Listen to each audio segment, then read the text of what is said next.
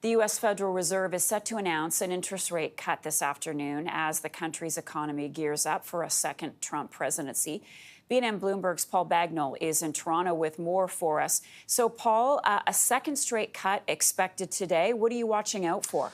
Well, the big question will be, what does the Fed say? What clues does it offer? What discussion does it offer on how many rate cuts are likely for the remainder of this year? There's one meeting left for the Fed in December. Does it cut again in December? And what lies ahead for 2025? And we can get into some of the factors that the Fed will weigh on that. The big topic, however, Jerome Powell, who's the chair of the Federal Reserve Board, will will hold a press conference later today after the announcement is made on the change to rates, and there is a heavy expectation that the Fed will cut its benchmark lending rate by 25 basis points, or in other words, a quarter of a percentage point. At the press conference, you can bet that journalists are going to ask about the election of Donald Trump as president of the United States and what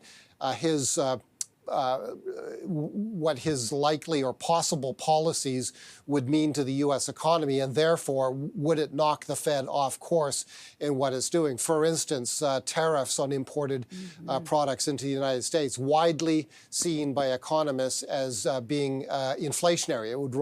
It would increase prices that consumers pay for those imported products. That causes inflation to rise.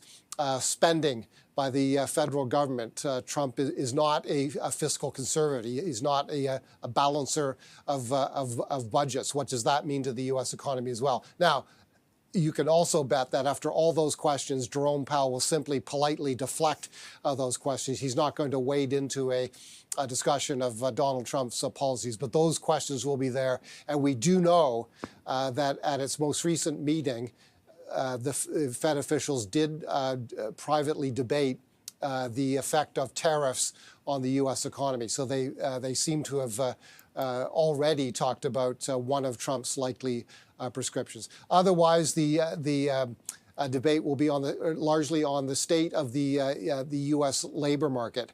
We've had up and down jobs reports reported recently. The Fed's task is to support the labor market by reducing rates, giving a bit of a push to the economy, making money a bit more available so that hopefully employers can continue hiring workers. At the same time, it doesn't want to give rise to a jump up in inflation. So, as always, it's got a difficult balancing act to pursue. Before you go, can I get a bit of analysis from you on why we saw that huge rally on the Dow yesterday? It was up over 1,500 points.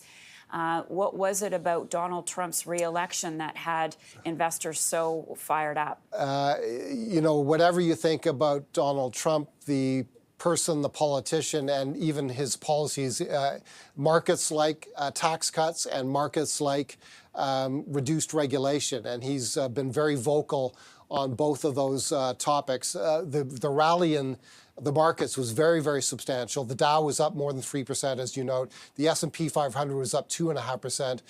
The NASDAQ composite was up by more than 2% as well. Those are very large moves. Within the markets, we saw remarkable rallies in the shares of U.S. banks yesterday. Banks like J.P. Morgan, Goldman Sachs, Wells Fargo, all up by about 10 or 12% in a single day. And that is, I spoke to people about that, and that is on the expectation that he will dial back regulation on big U.S. banks, and that, again, whatever you think of the wisdom of that policy, there's no doubt that markets like that kind of movement from governments. All right, BNN Bloomberg's Paul Bagnell. Paul, always good to see you. Thank you so much. Thank you.